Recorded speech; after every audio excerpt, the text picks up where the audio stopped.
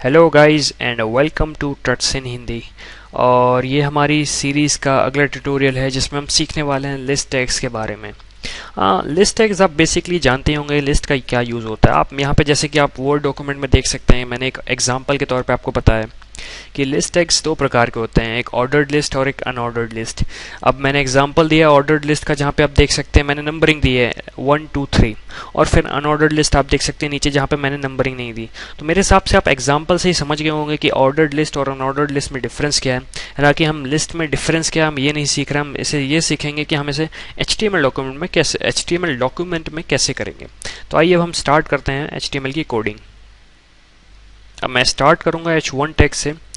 Basically मैं थोड़ा बहुत पिछले ट्यूटोरियल्स के टैग्स यूज़ करना चाहूँगा जिससे आप इसे थोड़ा फेमिलियर हो सकें कि कैसे किस टैग का क्या यूज़ है।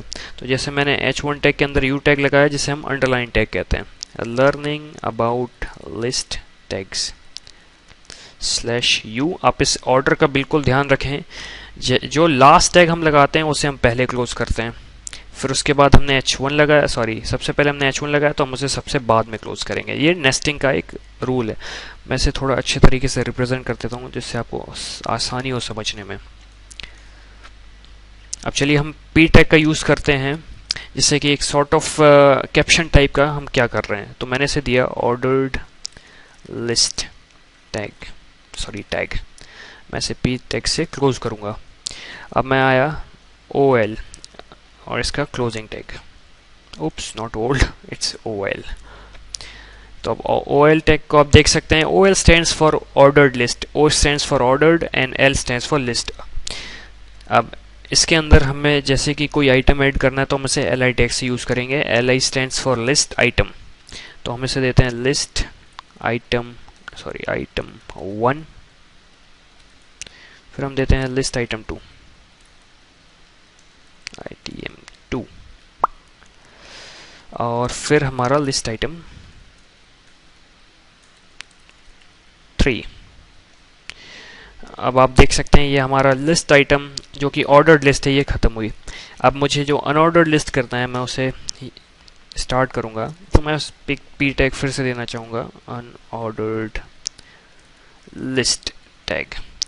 अब आप सोच रहे होंगे P टैग का यूज़ करना ज़रूरी है, क्योंकि काफ़ी जो बिगिनर लेवल पे होते हैं उन्हें काफ़ी कन्फ्यूजन होता है कि जिस तरीके से कोडर या फिर जैसे कि मैं लिख रहा हूँ आप सोच रहे होंगे कि इसे फॉलो करना है। नहीं, इसे बिल्कुल भी फॉलो नहीं करना। मैं सिर्फ एक ये P टैग और H टैग और U टैग जो मैंने इस ट्यूटोरियल में यूज़ किए हैं, ये सिर्फ मैंने इसलिए किए हैं कि एक थोड़ा सा आपको रिविजन हो जाए जो कि हमने पिछले ट्यूटोरियल्स में पढ़ा था। अब फिर मैं लिखता हूँ UL stands for unordered list,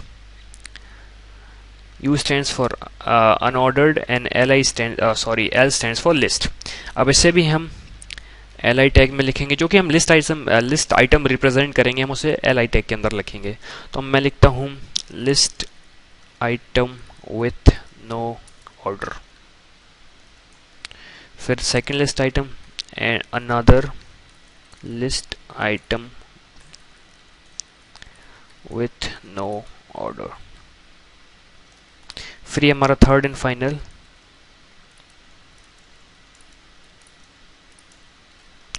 अब आपके दिमाग में फ्रेम हो चुका होगा कि किस टैग का यूज़ हम ऑर्डर्ड लिस्ट में करेंगे और किस टैग का यूज़ हम अनऑर्डर्ड लिस्ट में करेंगे। तो ये हमारा HTML यहाँ पे ख़त्म होता है। अब हम इसे ब्राउज़र पे रन करेंगे।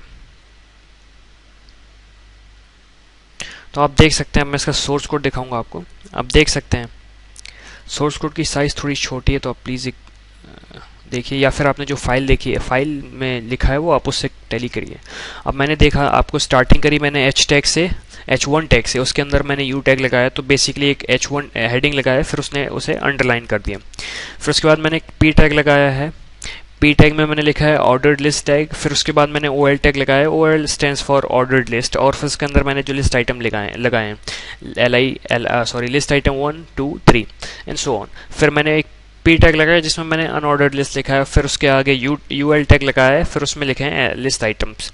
तो बेसिकली अगर आप कंफ्यूज हो रहे होंगे LI टैग में कि कैसे यूज़ करना है, तो बेसिकली जो LI और UL और OL में जो डिफरेंशिएटिंग फैक्टर है वो सिर्फ उसका टैग है, UL एंड OL। तो LI टैग UL और OL के अंदर आएगा, लेकिन हमारा वेब ब्राउज़र डिसाइड करेगा कि उसके आगे हमें 1 2 3 लगाना है या फिर हमें बुलेट लगाना है। तो इसी के साथ हमारा ये ट्यूटोरियल भी ख़त्म हुआ गाइस। काफ़ी छोटा ट्यूटोरियल था, होपफुली आपने इससे काफ़ी कुछ लर्न किया होगा। और एक चीज़ मैं आपको बताना चाहता हूँ कि मैंने एक फेसबुक का डेडिकेटेड पेज इस सीरीज़ की इस चैनल के लिए स्टार्ट किया है। बेसिकली उस पेज का यूज़ ये है कि आपको कोई भी डाउट आता है तो आप ऑफकोर्स उस पेज पे जाके पोस्ट कर सकते हैं, तो मैं उसका उसका सोल्यूशन आपको जल्द से जल्द देने की कोशिश करूँगा। तो इसी के साथ हमारा ये ट्यूटोरियल और जो सॉर्ट ऑफ इन्फॉर्मेशन देनी थी वो ख़त्म होती है। Thank you guys for watching, see you in the next tutorial.